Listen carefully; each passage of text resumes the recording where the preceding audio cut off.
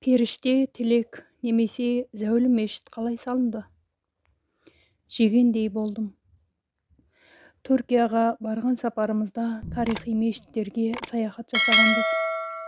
Сол мешіттердің салынуына себеп болған ғибратты оқиғалар ерекше әсер еткен. Стамбул қаласында жергілікті жұрт жегендей болдым деп атап кеткен шағын мешіт бар.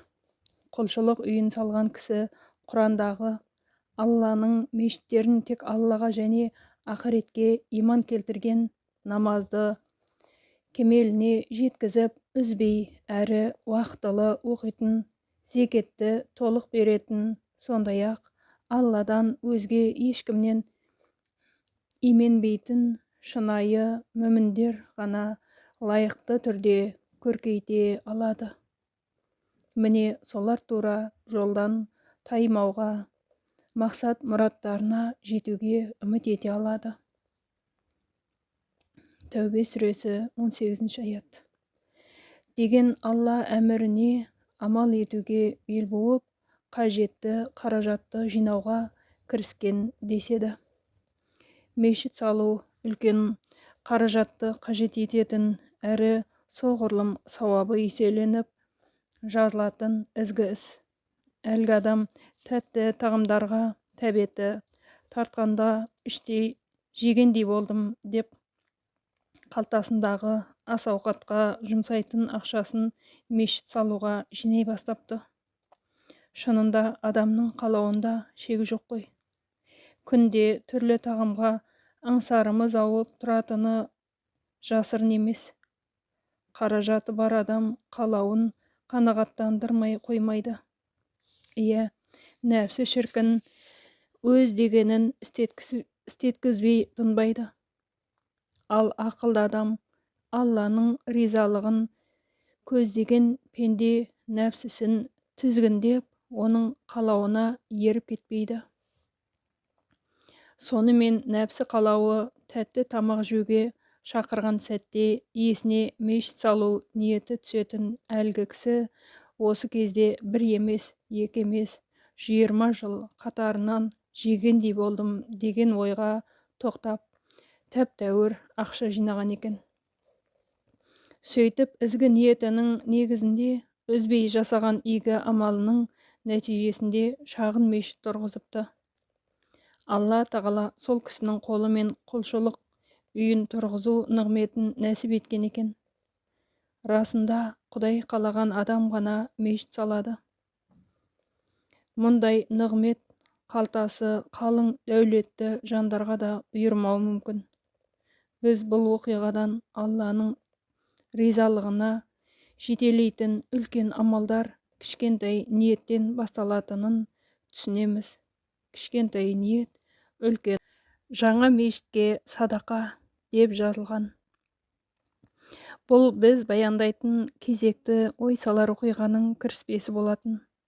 Сіздермен бөліскім келген негізгі оқиғаны таныс имамның сөзімен өрбітсем. Біздің өңірде мешіт аз болатын. Бұл мәселе бізді ғана емес, мұсылман жамағатын толғандыратын. Бір күні халықтың үлесімен облысымызда үлкен зәулім мешіттің құрылысы басталып кетті. Алайда жергілікті жұрттан жиналған қаражат ғимараттың бір бөлігіне ғана жетті. Бір күні құрылыс жұмыстары шатқаяқтап қалды. Қаражат қолбайлау болып тұрған сәт еді. Жамағат қолдан келген көмегін аямады.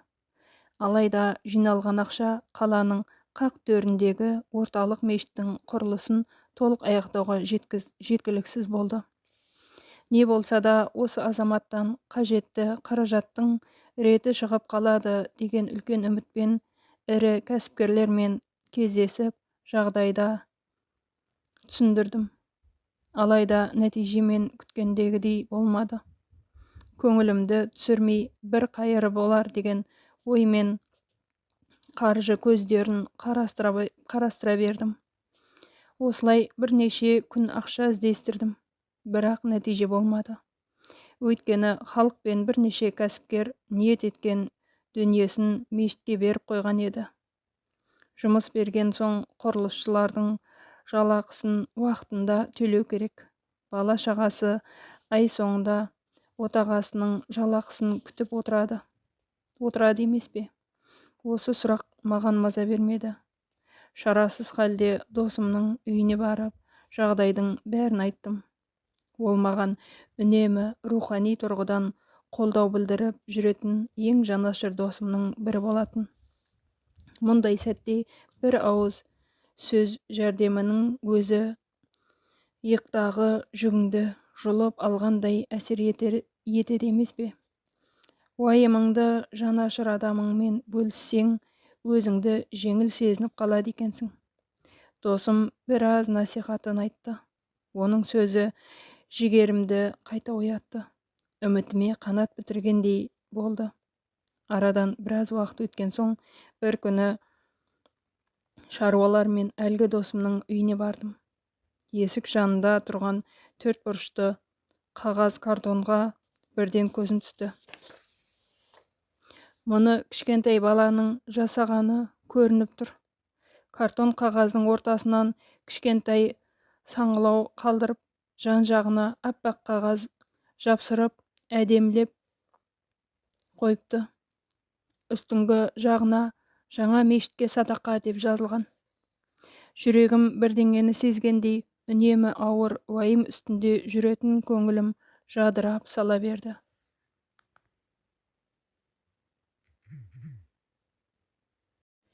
Баланың бұл ісінде үлкен қайыр бар. Өткен жолғы екеуміздің әңгімемізді қызым ойнап жүріп естіп қалған екен. Сөйтіп, осы қағаз жәшікті өзі құрастырыпты. Оны не үшін құрастырдың деп сұрағанымда, үйге келген жақсы адамдар осыған ақша салып кетеді. Жәшік толған кезде имам ағаға апарып беремін. Сосын оны құрылысшыларға береді. Ал құрылысшылар бізге жаңа мешіт салып береді деді. Досым 5 жасқа толмаған қызының әрекетін осылай баяндап берген сәтте жанарымнан бір тамшы жас ыршып түсті. Баланың бұл ісінде үлкен қайыр бар. Кішкентай қыздың бірге осылай болсуы тегін емес. Демек, бұл үлкен жақсылықтың белгісі. Аллаға шүкір дедім. Сонымен көп ұзамай облысымызға жаңа әкім тағайындалды.